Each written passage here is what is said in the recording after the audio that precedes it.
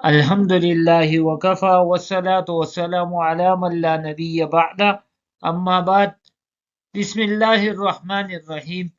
حج مذاکرہ group کے ساتھ ہمارا یہ سفر منزل حج تک پڑاؤ بہ پڑاؤ قدم بہ قدم آگے بڑھ رہا ہے۔ اس سے پہلے کے اسباق میں ہم نے مینا کی لوکیشنز اور اس کے محل وقوع اور راستوں کے بارے میں جاننے کی کوشش کی۔ پھر مینا کب جانا ہے، وہاں قیام کے دوران کن اعمال کا اہتمام کرنا ہے، وہ چیزیں ہم نے سیکھنے کی کوشش کی۔ اب انشاءاللہ ہمارا سفر ایک قدم ایک پڑاؤ اور آگے بڑھنے والا ہے اور روانگی ہے عرفات کی۔ تو یاد رکھیں کہ 9 ذی الحجہ کو فجر کی نماز، جیسے ہم پاکستان میں معمول کے مطابق تھوڑا سا اجالے اور روشنی میں پڑھتے ہیں، بالکل اندھیرے میں نہیں پڑھتے، تو ایسے ہی فجر کی نماز اسفار میں یعنی تھوڑے سے روشنی میں پڑھیں، اور جب پھر سورج نکل آئے تو عرفات کی طرف روانہ ہو جائیں۔ یہ تو سنت طریقہ ہے، لیکن حجاج کی بہت زیادہ تعداد اور انتظامیہ کی ترتیب شدہ شیڈول کی وجہ سے ہو سکتا ہے کہ ہمارے اس آنے جانے کے روٹین میں، ہماری اس ترتیب میں کوئی تبدیلی بھی ہو جائے، تو ہو سکتا ہے کہ رات کے وقت یا صبح کے وقت بھی آپ کو انتظامیہ لے جا سکتی ہے عرفات میں۔ تو چونکہ یہ انتظامی امور ہے، اور جیسے میں نے پہلے بھی عرض کیا تھا کہ اگر ہم اکرام مسلم کی نیت سے، اس نیت سے کہ ضیوف الرحمن ہے، اللہ کے مہمان ہیں، ان کے لیے آسانی ہو جائے اور ہم انتظامیہ کے ساتھ تعاون کریں، تو امید ہے کہ اللہ جل شانہ ہمیں اس پر بھی بہت بڑا اجر عنایت فرما دے۔ تو مینا جانے کے لیے عموماً 3 طریقے ہوتے ہیں۔ ایک طریقہ تو یہ ہے کہ مکتب ہمیں بس مہیا کرتا ہے اور اس بس کے ذریعے سے ہمارے حضرات وہ مینا سے عرفات منتقل ہوتے ہیں۔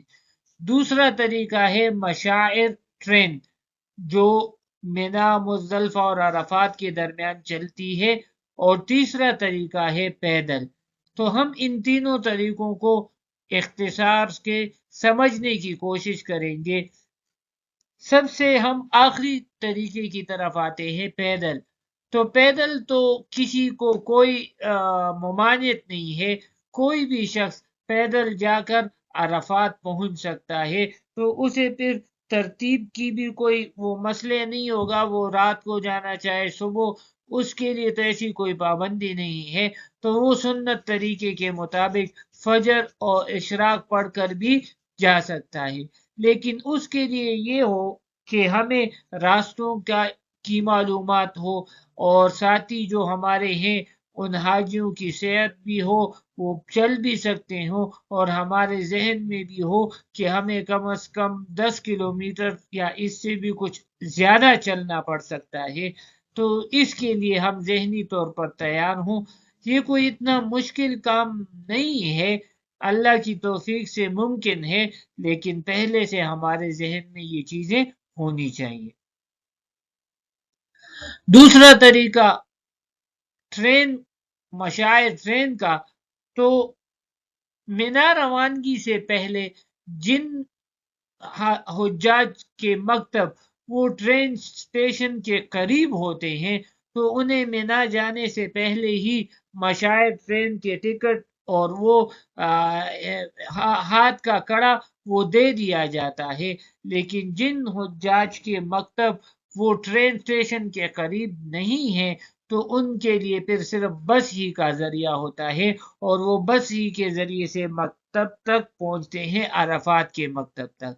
ٹرین والے بس میں اور بس والے ٹرین میں نہیں جا سکتے۔ لیکن میں نے پہلے عرض کیا کہ پیدل کا راستہ ہر ایک کے لیے کھلا ہے، بشرط صحت اور طاقت۔ جس کی صحت اجازت ہے، جس کو اس کی طاقت اور استطاعت اجازت ہے، تو وہ پیدل جا سکتا ہے۔ لیکن یہ یاد رکھے کہ مشاعر ٹرین کا ٹکٹ انہی لوگوں کو دیا جاتا ہے جن کے خیمے اور مکتب اسٹیشن کے قریب ہوں اور جن کے